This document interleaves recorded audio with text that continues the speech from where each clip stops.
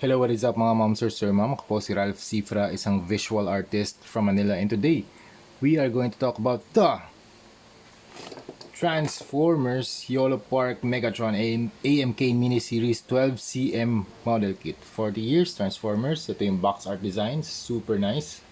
Yan, merong seal ng YOLO Park. Ibig sabihin, itong product na to ay authentic, original, hindi siya KO, hindi siya bootleg, hindi siya third party. Thank you very much YOLO Park for sending this super cool Megatron AMK mini-series. So yan, if you follow YOLO Park sa Shopee, meron silang mga tinitinda doon ng mga iba't ibang products nila like AMK Pro Series, AMK Series, tsaka AMK Mini Series. So lahat yon mga model kits. And then they also have the IIES, yan yung mga premium na mga action figures or collectibles. So shop at YOLO Park, shop ito Tapos yolopark.com website nila, Facebook yolopark.official. YouTube naman, they have YOLO Park YouTube channels and Instagram yolopark.official. Follow them, subscribe to all of their social media accounts so you'll know all the updates sa kanilang Transformers toy line. So let's start with this Megatron AMK mini-series na build. Actually, yung build nito, medyo masikip. Pero okay lang yung masikip sa akin kaysa sa loose, di ba? Parang mas okay na sa akin yung tight joints versus naman yung loose. Pero minsan kasi yung head niya, sobrang tight naman, ang hirap na rin. Minsan mahirap na rin siya i-turn. Minsan lalo na rito sa may mga nakaharang or mas maliit na head, kailangan nyo ng torque or pwede nyo painitan using a blower. Yan, okay? So we have Soundwave, Grimlock, Bumblebee, yan, Bumblebee. And we also have Starscream. Ito yung mga i-review pa natin in the next couple of videos. Starscream and syempre Optimus Prime, okay? So tapos na tayo sa box art. Tapos na rin tayo pasalamat sa YOLO Park. Thank you talaga for sending the whole set for unboxing, review, and customization. So yun, start tayo kay Megatron.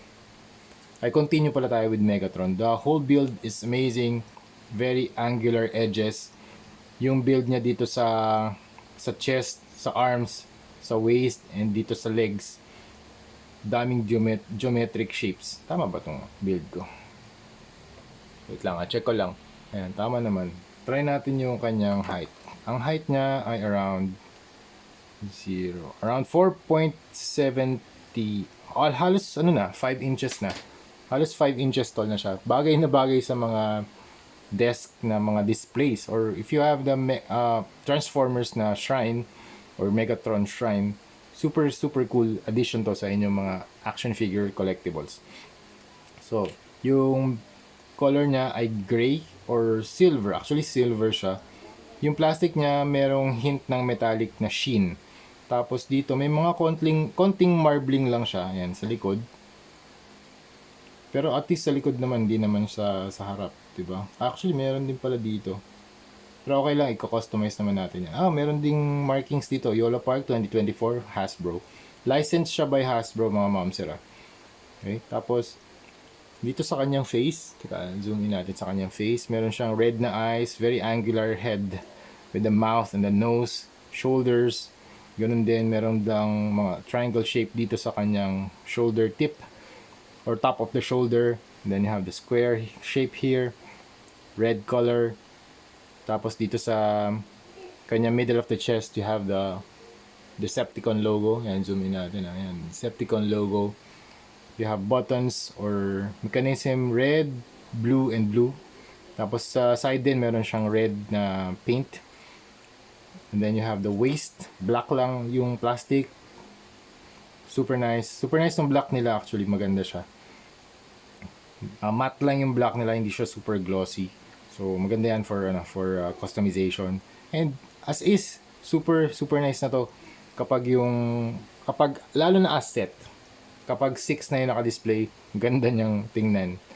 Actually, pinaglalaroan ko pa to kanina pa So parang ang ganda nung magagawa niyong mga poses dito. And then you have the legs. Ganda rin ng design ng legs, and the feet are are large. Actually, large siya para stable yung action figure kapag tinayo.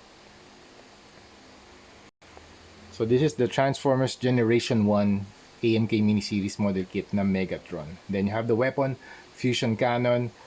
I think ang tawag dito ay rail cannon or blaster, some sort of blasters right here na detachable din siya. Ayan, nade-detach din. Okay? Hindi lang siya pwedeng hawakan. Dito lang siya sa likod. Ito pwede nyo i-detach itong kanyang fusion cannon. Teka lang. Ayan. Okay? Tapos pwede nyo ipasok din. Okay? Tapos i-customize natin ito maya-maya. Okay, for articulation, head, up, down, 360. Pwede yan. 360, can rotate. Medyo mahirap lang. Ouch! Makakatusok tong... Medyo ingat lang kayo dito sa tip ng kanyang head. Okay? Tapos shoulders, 360. Pwede. Out. Hindi siya. Okay, may harang lang tong part na to kasi kay Soundwave pwede siyang mag 90 degrees. Okay? Dito kay Megatron hindi kasi nakaharang yung kanyang triangle na part dun sa top of the shoulder. Yan. Okay? Siguro pwedeng ganyan, okay? Hindi nyo lang pwede ma-straighten to. Okay? Hanggang dyan lang siya. Okay? Yan yung comparison. Okay?